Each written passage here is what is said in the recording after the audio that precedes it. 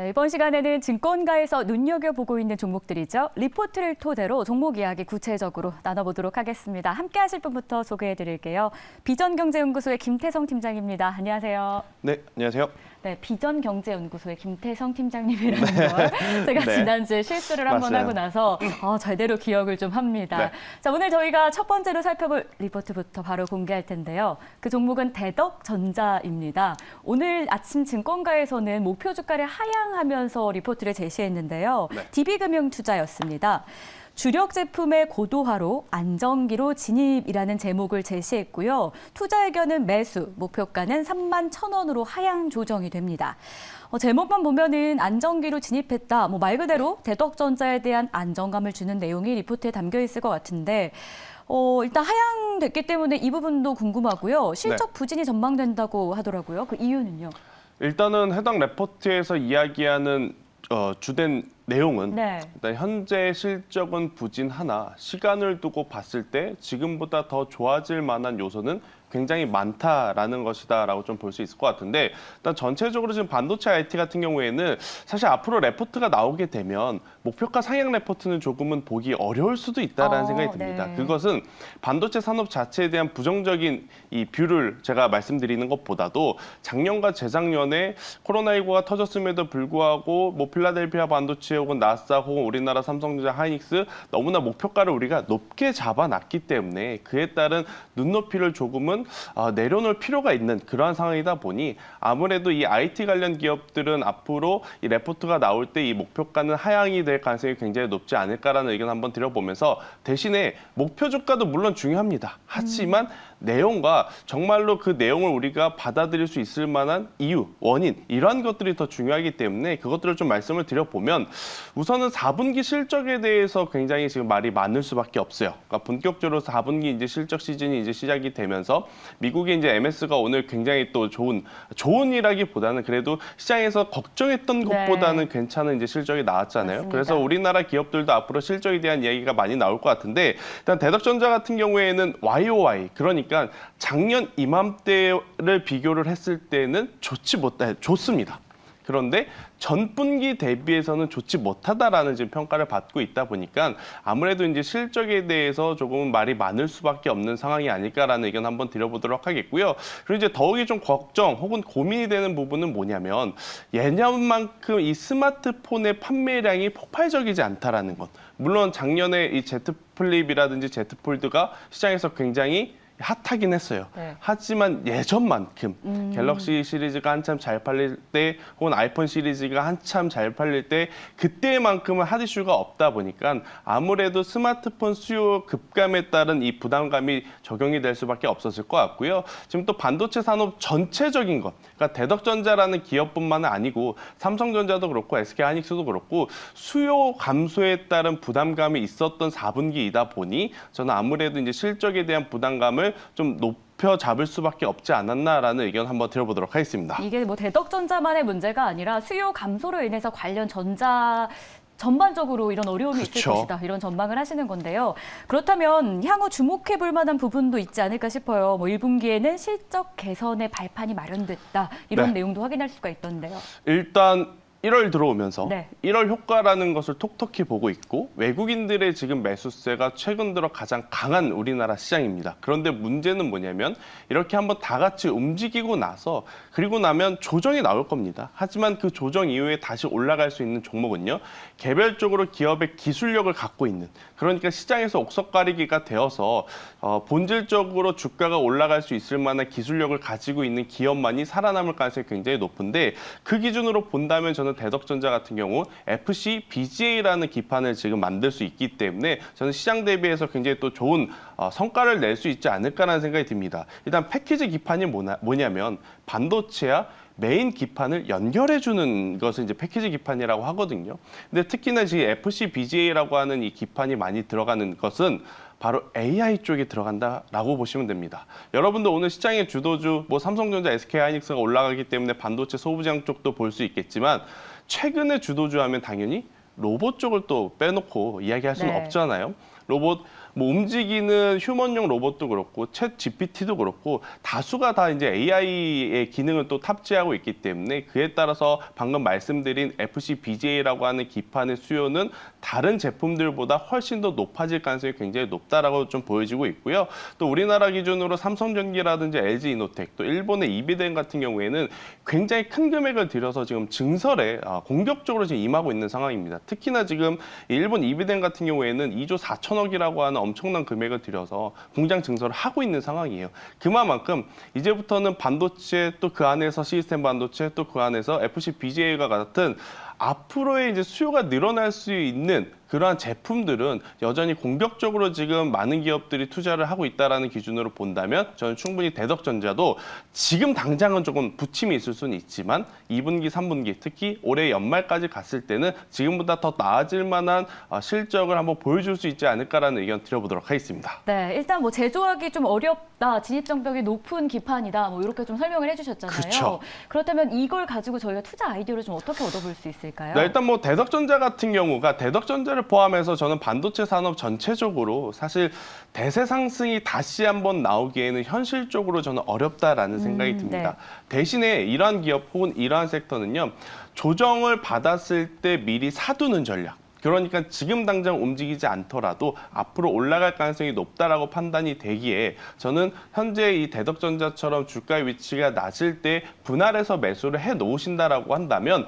빠른 시일 내에는 아니지만 그래도 실적에 대한 기대치를 우리가 워낙 낮춰놨기 때문에 그에 따른 기저효과가 발휘가 되었을 때 저는 좋은 결과값을 좀 낼 수 있지 않을까라는 의견 한번 드려보면서 대덕전자의 포인트는 현재 위치 주가의 낮은 현재 시점에서 한번 분할 매수를 해보자라는 전략 드려보도록 하겠습니다. 네, 그렇다면 이 리포트 믿어봐도 될지 이것도 궁금합니다. 어떻게 할까요? 저는 믿어보자. 오. 네, 믿어보자라고 좀 말씀드리고 싶고요. 대신에 이번에도 전제 조건 하나 달겠습니다. 네. 전체적으로 반도체 시장의 수요가 어느 정도는 살아나줘야 돼요.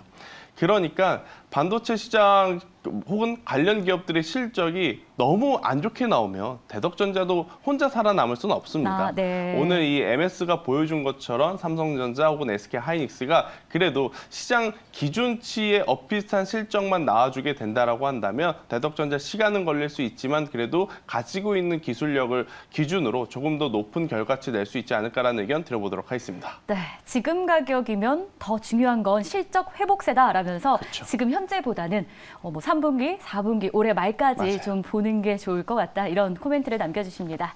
자, 그럼 이어서 두 번째 리포트도 저희가 확인해 볼 텐데요.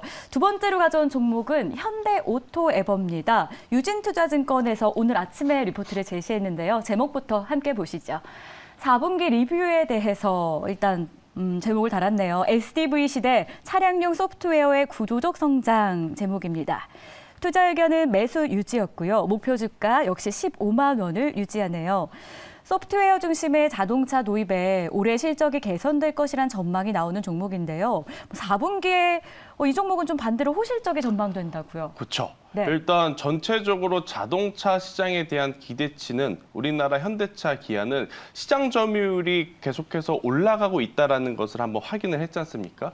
유럽에서도 그렇고 그리고 이제 남미 쪽에서도 그렇고 인도 시장에서도 그렇고 그렇기 때문에 현대, 기아 브랜드 같은 경우에는 충분히 우리가 생각한 것 그 이상의 또 실적을 낼 수 있다는 지금 전망이 점쳐지고 있고요. 매출액 기준으로는 약 8,500억 그리고 영업이익 기준으로는 약 400억 이상의 지금 이 이익을 좀 볼 수 있다라는 의견이 좀 나오면서 최근에 자동차 산업에 대한 불신이 좀 컸습니다.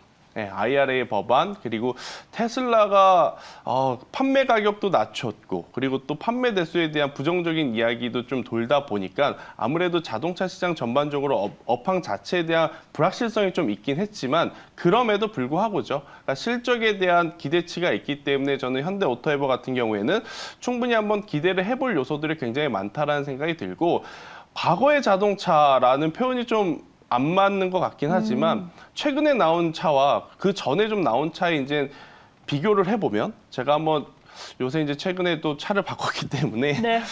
제가 한번 비교를 해보면 과거의 차도 좋습니다. 네. 과거의 차도 물론 좋아요. 그런데 차를 바꾸니까 지금 차가 더 좋아요. 기분이 좋으신 거 아닙니까? 뭐가 더 좋냐면 매뉴얼을 조작하기 너무나 편해요. 맞습니다. 이게 첫 번째.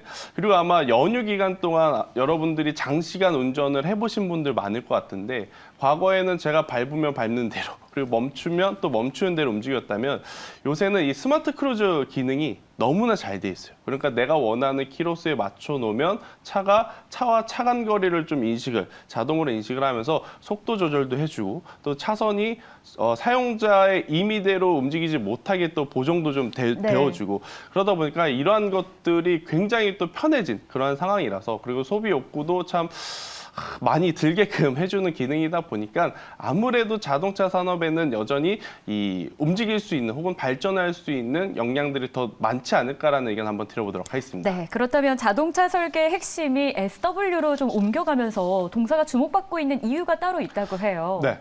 어떤 부분일까요? 일단은 제조업들이 작년 한 해 가장 어려웠던 게 뭐냐면 두 가지입니다. 첫 번째는 원자재 가격이 너무 많이 올랐다는 거. 그리고 또 높은 원자재 가격을 지불하고 원자재를 들여와서 제품을 만들었는데 소비가 침체되고 뭐 하다 보니까 재고가 많이 쌓여 있다라는 거.